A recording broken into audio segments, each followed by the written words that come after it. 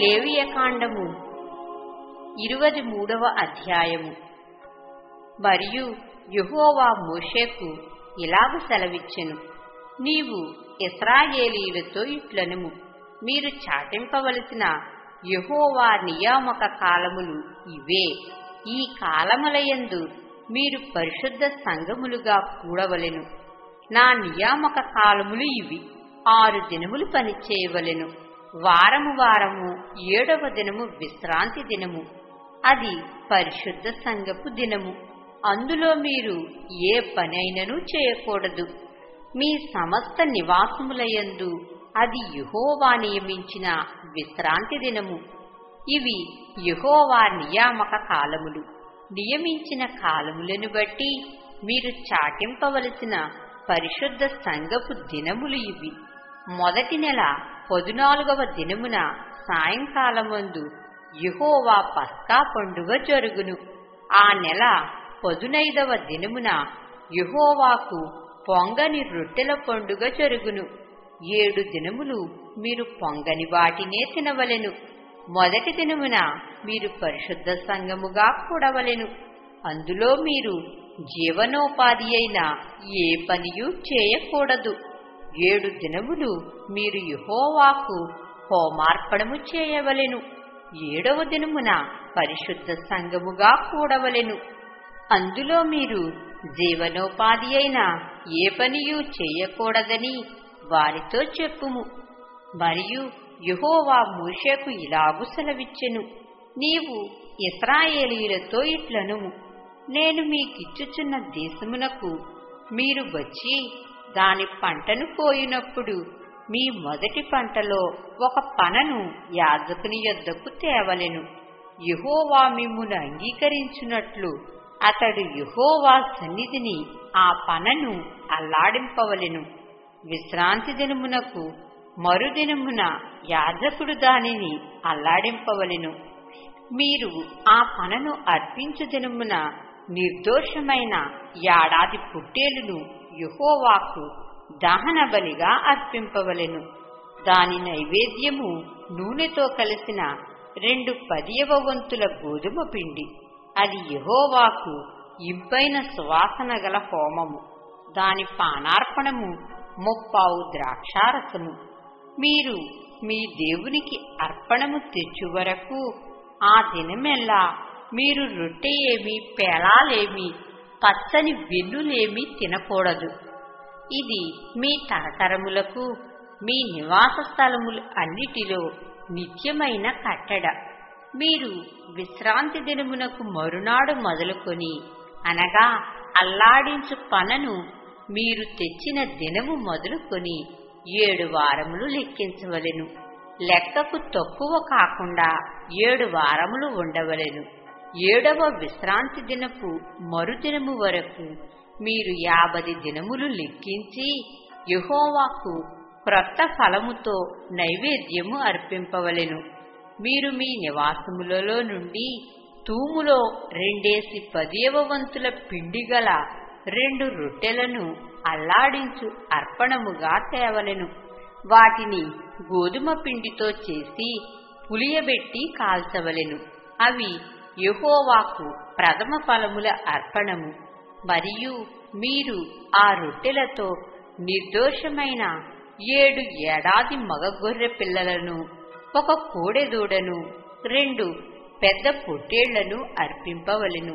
అవి వారి నైవేద్యములతోనూ వారి పానార్పణములతోనూ దహన బలి అయి యెహోవాకు ఇంపైన సువాసన గల హోమమగును. అప్పుడు మీరు మేకలలో 1 పోతును పాప పరిహారార్థ బలిగా అర్పించి 2 ఏడాది గొర్రె పిల్లలను సమాధాన బలిగా అర్పింపవలెను. యాజకుడు ప్రథమ ఫలముల రొట్టెలతో వాటిని ఆ 2 పొట్టేళ్లను యెహోవా సన్నిధిని అల్లాడింపవలెను. అవి యెహోవాకు ప్రతిష్ఠింపబడినవై యాజకుని వగును. ఆనాడే మీరు పరిశుద్ధ సంఘముగా కూడవలెనని చాటింపవలెను. అందులో మీరు జీవనోపాధి అయిన ఏ పనియూ చేయకూడదు. ఇది మీ సమస్త నివాసములలో మీ తరతరములకు నిత్యమైన కట్టడ. మీరు మీ పంట చేను కోయునప్పుడు నీ పొలము యొక్క వారలను పూర్తిగా కోయకూడదు. నీ కోతలో రాలిన పరిగెను ఏరుకొనకూడదు. బీదలకును పరదేశులకును వాటిని విడిచిపెట్టవలెను. నేను మీ దేవుడనైన యెహోవాను. మరియు యెహోవా మోషేకు ఇలాగు సెలవిచ్చెను, నీవు ఇశ్రాయేలీయులతో ఇట్లనుము, 7వ నెలలో మొదటి దినము మీకు విశ్రాంతి దినము. అందులో జ్ఞాపకార్థ శృంగధ్వని వినినప్పుడు మీరు పరిశుద్ధ సంఘముగా కూడవలెను. అందులో మీరు జీవనోపాధి అయిన ఏ పనియూ చేయుట మాని యెహోవాకు హోమము చేయవలెను. మరియు యెహోవా మోషేకు ఇలాగ సెలవిచ్చెను, ఈ 7వ నెల 10వ దినము పాపము నిమిత్తమైన ప్రాయశ్చిత్తార్థ దినము. అందులో మీరు పరిశుద్ధ సంఘముగా కూడవలెను. మిమ్మును మీరు దుఃఖపరచుకుని యెహోవాకు హోమము చేయవలెను. ఆ దినమున మీరు ఏ పనియూ చేయకూడదు. మీ దేవుడైన యెహోవా సన్నిధిని మీరు మీ నిమిత్తము ప్రాయశ్చిత్తము చేసుకొనుటకై అది ప్రాయశ్చిత్తార్థ దినము. ఆ దినమున తన్ను తాను దుఃఖపరచుకొనని ప్రతివాడు తన ప్రజలలో నుండి కొట్టివేయబడును.